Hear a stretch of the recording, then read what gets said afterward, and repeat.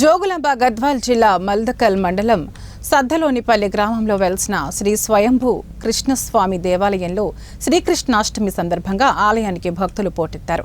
స్వామివారికి అభిషేకాలు, షోడశోపచారాలతో పూజలు చేసి నిత్య కైంకర్యాలు నిర్వహించారు. స్వామివారికి ప్రతినిత్యం సుప్రభాత సేవతో మొదలై రాత్రి ఊంజల్ సేవతో ముగుస్తుందని ఆలయ ఈవో తెలిపారు.